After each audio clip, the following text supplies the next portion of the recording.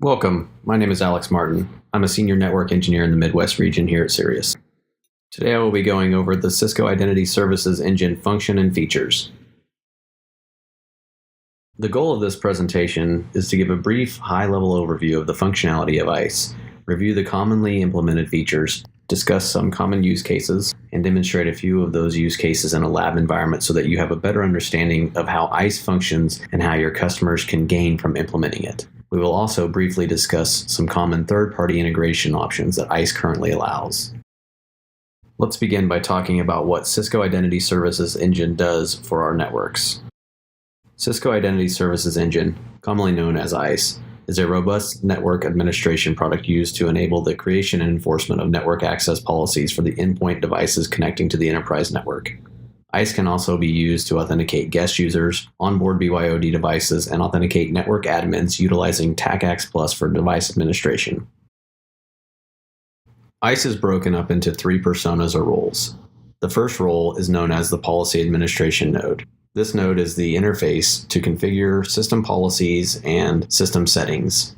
The second node is known as the Monitoring and Troubleshooting Node. This node is responsible for logging, reporting, and troubleshooting. The third node is the Policy Service Node. This node is responsible for making all policy decisions.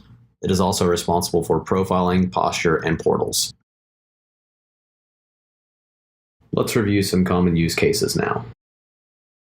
The primary use case for most customers is a requirement to secure their existing or new network. This includes wired and wireless networks, as well as remote VPN networks. Many customers also have the need to detect and identify all of the endpoint devices that are connecting to their network and assess the posture of the corporate assets that are connecting to determine their compliance.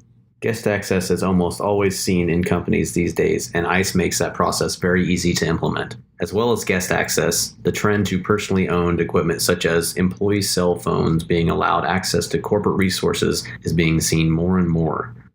ICE provides a simple onboarding process with the use of a BYOD portal. As of release 2.0 and up, ICE has the ability to do device administration authentication with TACACS. Companies can utilize ICE as an authentication server for network administrators and reduce the need for an additional ACS server.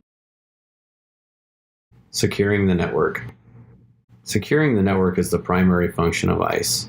On wired networks, this is done by configuring all of the access ports within the infrastructure to authenticate to ICE. Authentication can either be done using 802.1x or MAC authentication bypass, known as MAB. Oftentimes, for 802.1x authentication, we utilize certificate-based authentication to authenticate endpoints and users. This is typically done by utilizing the existing corporate private key infrastructure, PKI, to generate certificates to these endpoint devices or users as well as to ICE. Devices that can do 802.1x will typically be profiled and placed into a specific MAB group that allows the MAC address of the device to authenticate the device rather than a credential. Similar functionality is used to secure the wireless network and require all corporate devices to authenticate with 802.1x with either a username and password combination or with the use of certificate-based authentication.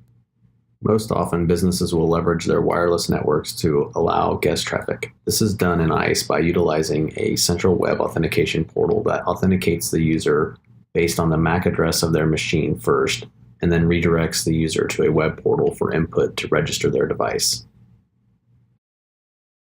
Detecting and identifying endpoints. The ICE profiling services provide dynamic detection and classification of endpoints connected to the network by means of various probes. ICE uses the MAC address from each network endpoint to build an internal database and collects attributes from each endpoint for further classification of the device utilizing the built-in and custom profile policies. These policies include a wide range of device types, including mobile clients, desktop operating systems, and numerous non-user systems such as printers, phones, cameras, and so on.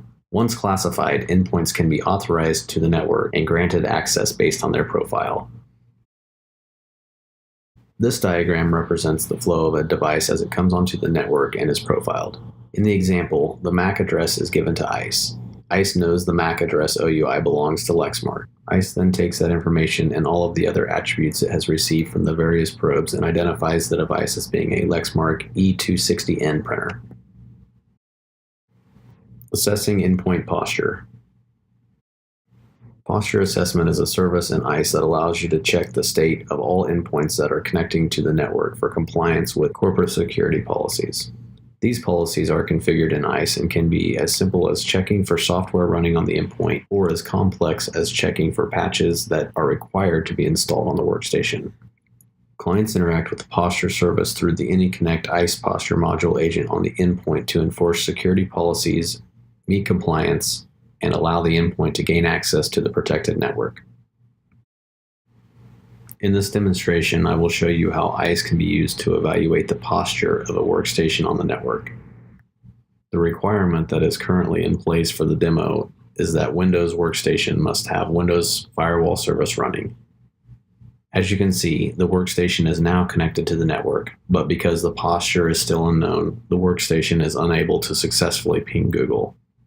Once the system scan has been completed and the posture has been determined to be compliant, the workstation is now successfully able to ping Google. Full network access is available and seen by opening Internet Explorer and browsing the Internet.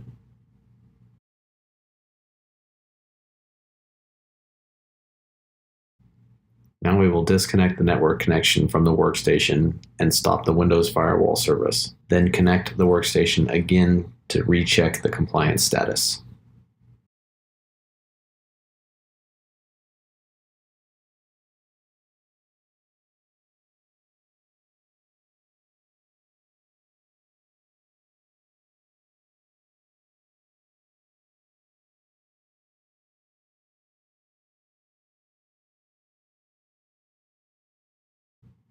As you can see, because the Windows Firewall is now stopped, the Cisco AnyConnect client states that there is a problem with compliance issue and needs to be resolved.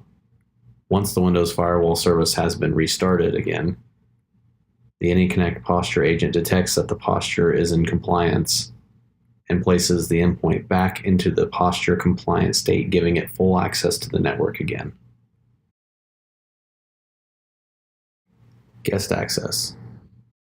Guest access is most commonly used to allow non-employee users such as third-party vendors or other business partners access to the internet-only resources by utilizing the same infrastructure as the company but placing the non-corporate device into a secure segmented area of the network that only has access to the internet. This requires the use of central web authentication portals that are built into ICE and served up to the guest user. Guest access is most typically seen in the wireless network. However, it can be implemented within the wired infrastructure if desired. There are three types of guest access portals in ICE: hotspot, sponsored, and self-registering. Each of these have their advantages and disadvantages. Starting with the hotspot portal, when guest users connect to the network with a hotspot portal, they are redirected to a splash page that will contain the company's acceptable use policy, and they are required to accept the policy before they are given access to the network. Next is a sponsored guest portal, wherein the company employee has access to the sponsor portal, where they will create the user account for the guest prior to the guest coming on site. The last portal is a self-registration portal, where the guest will access a registration form and submit the required information to ICE for approval. This portal can be configured as either a self-approval or a sponsored approval portal. In this demonstration, we will see how the self-approved, self-registering guest portal behaves. We first find the open guest network to connect to. Once connected, Windows detects the captive portal and opens the default browser to the redirected guest portal page.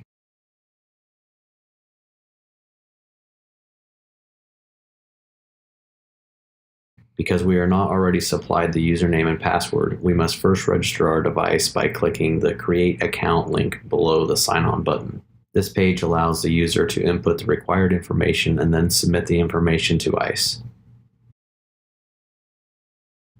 Because we have configured this portal to allow the user to self-approve, there is no further action that needs to take place after the supplied information is given to ICE. The user has the option directly from the portal to sign on to the network with their account ICE has created. After the user clicks Sign On, they are redirected to an acceptable use policy page where they must accept the terms provided by the company. Once they accept the terms, they are signed into the guest network and can be redirected to a website as shown here.